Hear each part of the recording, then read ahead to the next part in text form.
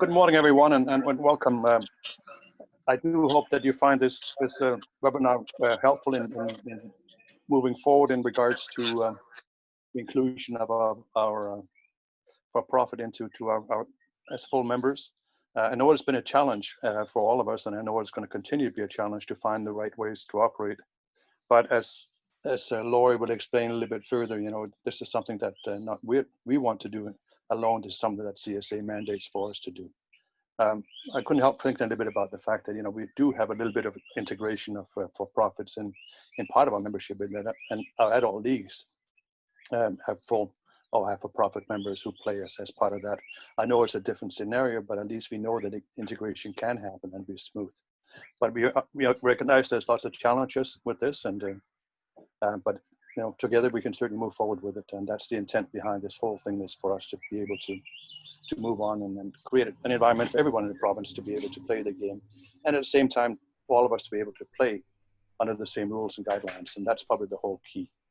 So anyway, that's kind of my little opening, and Jason, if I could turn it over to you to introduce our panel and say a few words. Great. Yes, thanks, Keld. So morning, everyone. Welcome.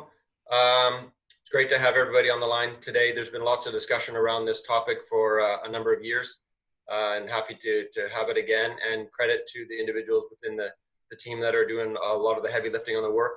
Obviously, that's much of the panel members here, but then the committees that also support that activity. So panel members we have from obviously Keld, our president's on there, Gary Sanga, board member, governance committee chair, Gail Staton, board member and membership committee chair.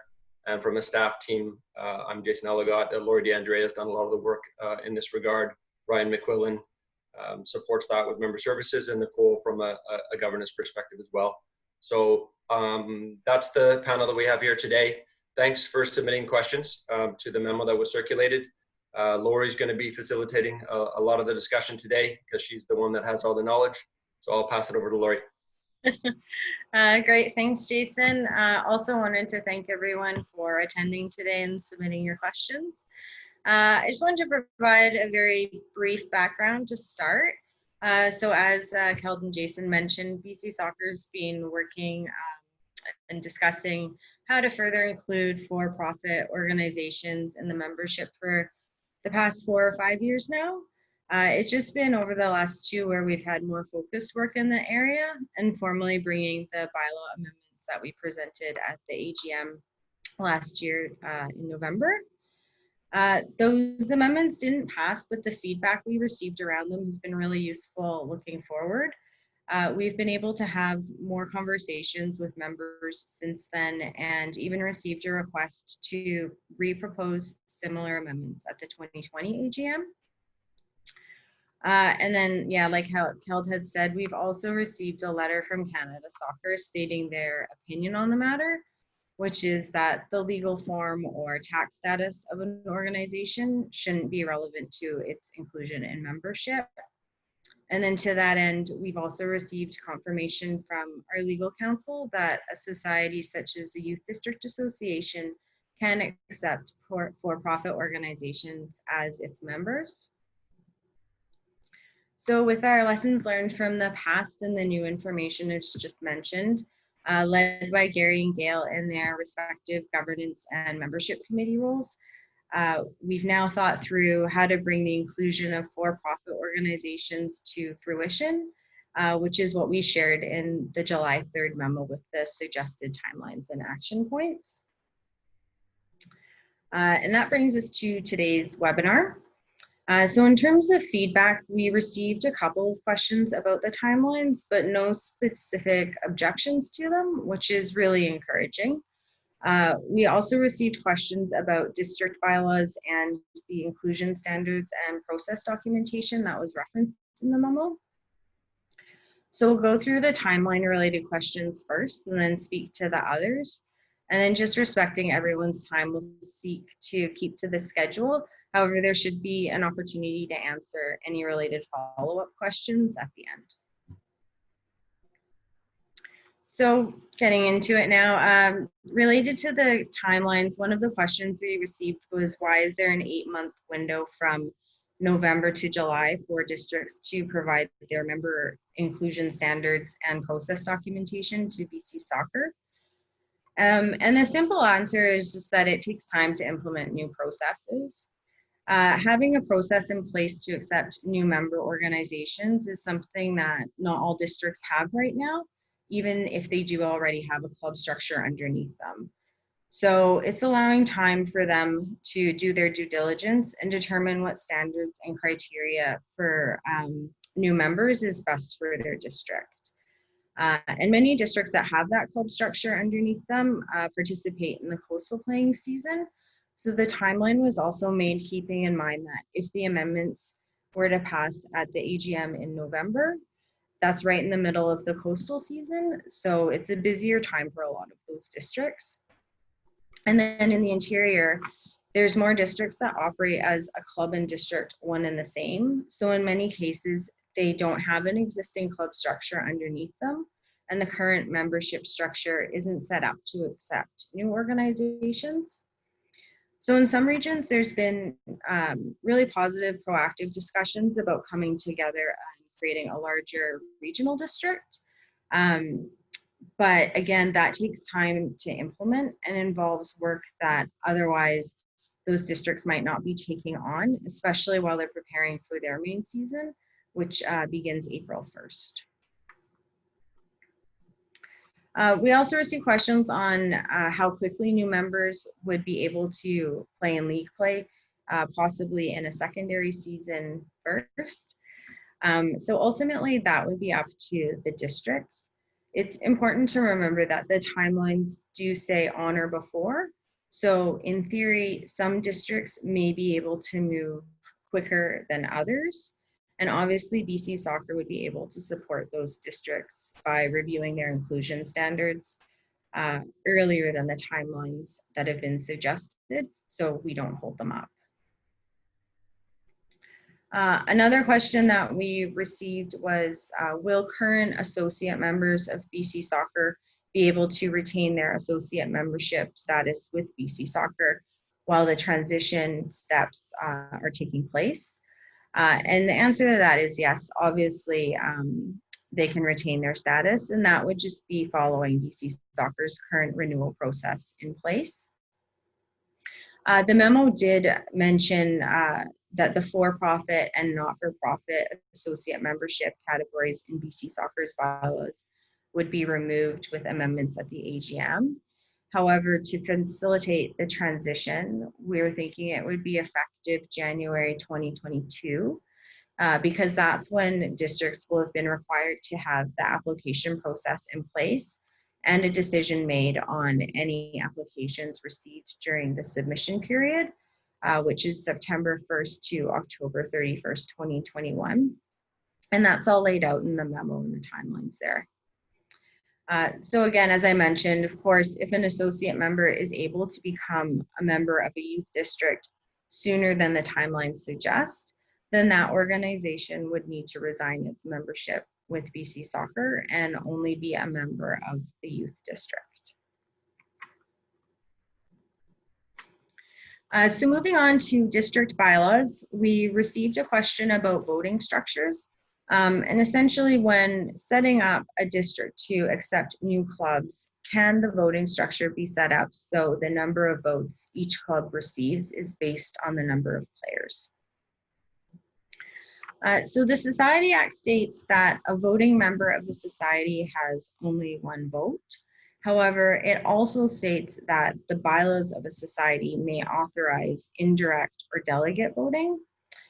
But if they do that, then the society has to have clear rules in place on how that happens, so the voting is fair and equitable. So to that, BC Soccer's recommendation is one member, one vote, but that doesn't necessarily need to be one organization, one vote.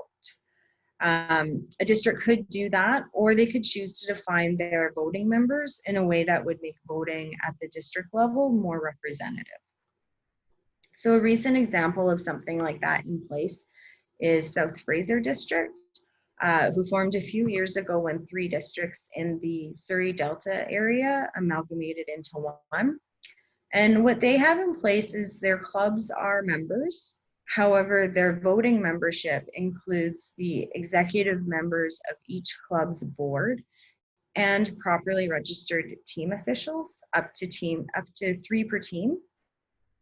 And each of those individuals all receive one vote instead of each club as an organization receiving one vote. So in this case, the larger clubs would likely have more teams and therefore receive more votes with the district.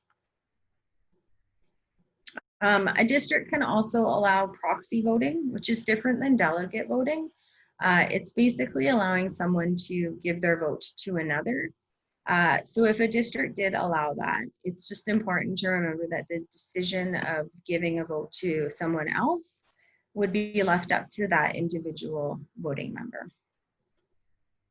So to summarize all of that, in the Act, there is definitely some flexibility on how a district can choose to define its voting member and its voting structure. Regardless of that, the key is that it's compliant with the Act. So we would recommend that prior to implementation, a district have its bylaws reviewed by a legal firm to ensure compliance.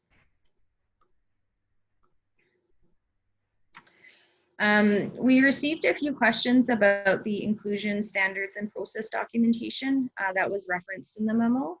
And we're working on that, so we can answer some of those questions now. We are planning to circulate that documentation in the coming weeks and solicit feedback about it at that time. So with that in mind, the answers to the next few questions are based on what we're thinking so far. We've received questions in the past about, and now, about player registration for new organizations. So how many players does an organization need to have? Can they be new or previously registered?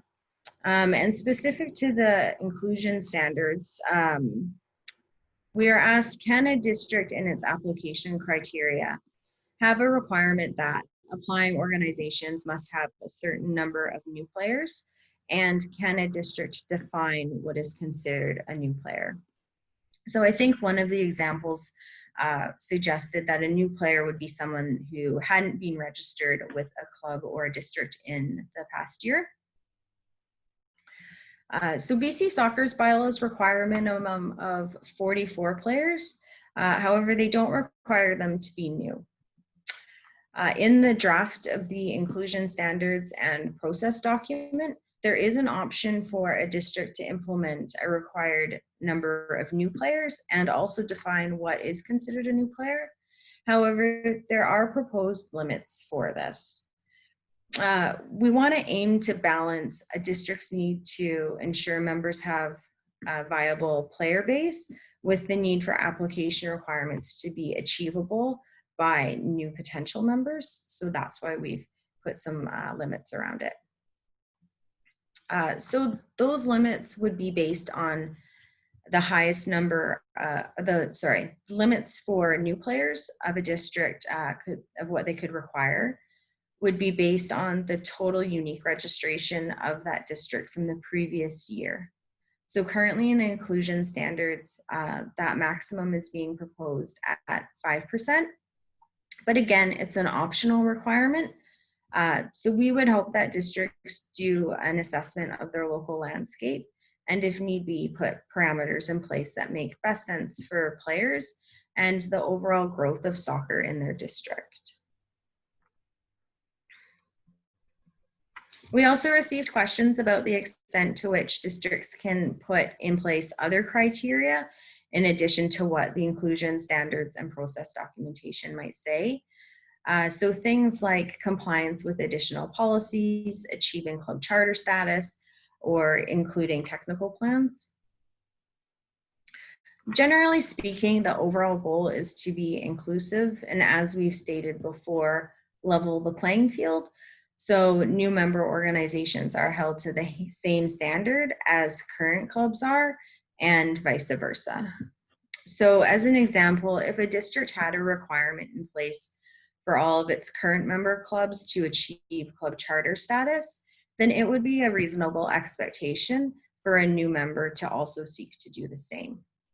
And then that would also go for policy or technical plan requirements as well.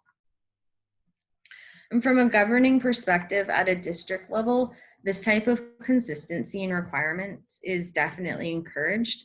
However, it's important to remember that as it relates to new member applications, the process does need to be free from conflict of interest. And ideally, that would be in place for the district's current members as well.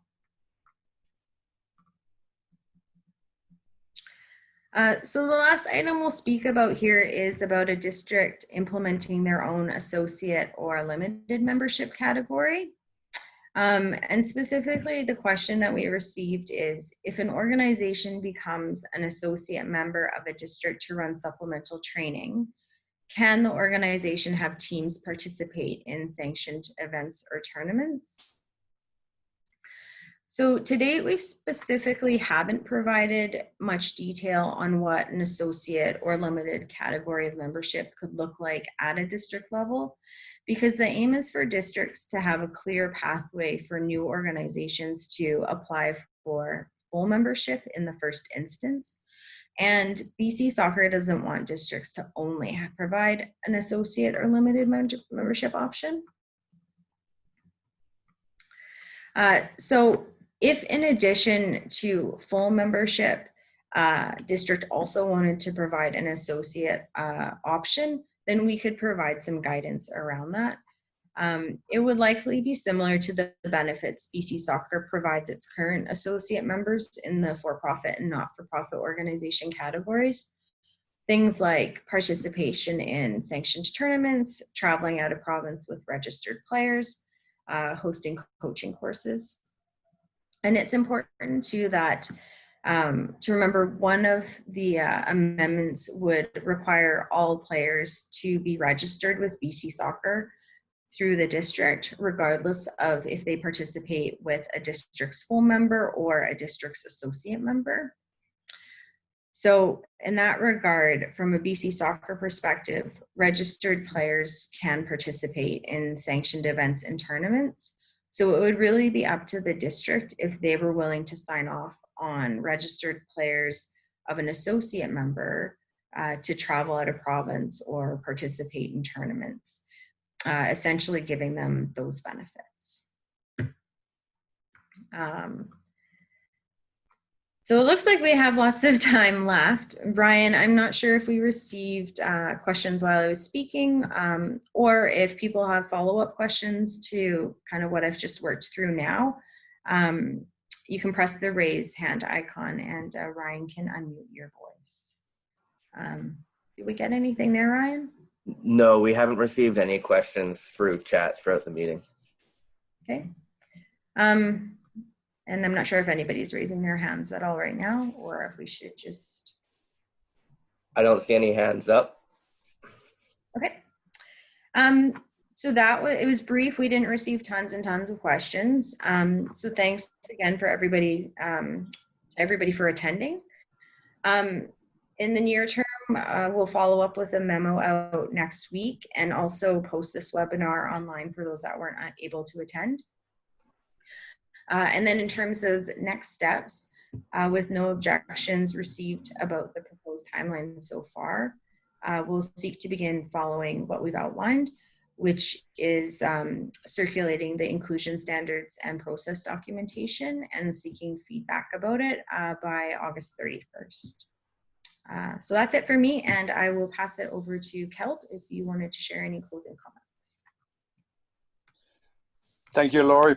As you can all understand, a lot of work has gone into this. You may have begun some information today that you weren't completely aware of, but please feel free to reach out to Laurie and Ryan for further clarification. The objective is to obviously make this as easy as we can for everyone and to make sure everybody totally understands the process that's taking place here. The bottom line is we are required to have these folks as full members, and CSS demanding that, and I certainly do hope that we achieve that in this November, but that's entirely up to you, the members. So I'll certainly leave that in your capable hands. But if anything we can do to help, please feel free to reach out. And I thank you again for attending. Jason, Gary, or Gail, any last minute questions or comments? None for me. None for me as well. Thank you everybody for attending. And like Kel said, just feel free to reach out to us. Yeah, I'll just close it off by thanking Lori for the work that she's doing here. Obviously, Gail, Gary, Ryan, Nicole, and the committees that are supporting the work. And thanks to the members for attending the meeting. It's interesting times for sure. And looking forward to next steps in this regard. And hopefully you guys are able to get out and enjoy some nice weather over the next few days. Thanks, everyone. Thanks, everyone.